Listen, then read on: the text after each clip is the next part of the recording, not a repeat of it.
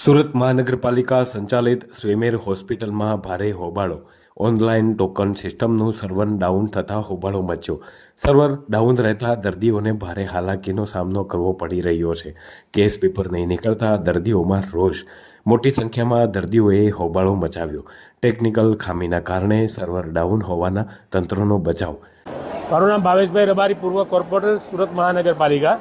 આજે સ્વીમેર હોસ્પિટલની અંદર છેલ્લા 2 કલાકથી સર્વર ડાઉન હોવાના કારણે અનેક દર્દીઓ ખૂબ જ અટવાઈ ગયેલા છે અને આ દર્દીઓ પોતાની સારવાર કરવા માટે પોતાનો રોજિંદો રોજગાર ધંધો છોડીને આવતા હોય છે. ત્યારે ખૂબ દુઃખની બાબત છે કે એક પણ એવા ઉપરી અધિકારી અહીંયા હાજર નથી અને 2 કલાકથી સર્વર ડાઉન હોવાના કારણે પોતાની સારવાર આ દર્દીઓ મેળવી નથી શકતા.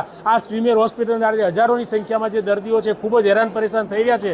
ત્યારે સુરત મહાનગરપાલિકાના જે પણ જવાબદાર અધિકારીઓ છે અહીંયા આવી અને આ હોસ્પિટલમાં ચાલતી લાલિયાવાડી કે જે પણ સર્વર છે આ ડાઉન છે, જેના કારણે દર્દીઓ પરેશાન છે, એની પ્રોબ્લેમ સોલ્વ કરવી જોઈએ. પરંતુ દર્દીઓ અત્યારે હેરાન પરેશાન થઈ રહ્યા છે. ખૂબ દુઃખની બાબત છે.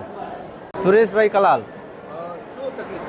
અહીંયા તકલીફ અહીંયા છે કે પેલા સર્વર ડાઉન છે કે ભાઈ બેસી જાઓ બહાર આટલા કલાક સુધી બેઠેલા ને પછી ક્યારે ભાઈ બંને તકલીફ વધારે છે તો પેલા બેસીને શું કરવાના? તો પેલો કર્મચારી ક્યાંક તમારે પ્રાઇવેટ હોસ્પિટલ વ્યા જાઓ છો, અહીંયા શું કરવા આવ્યા?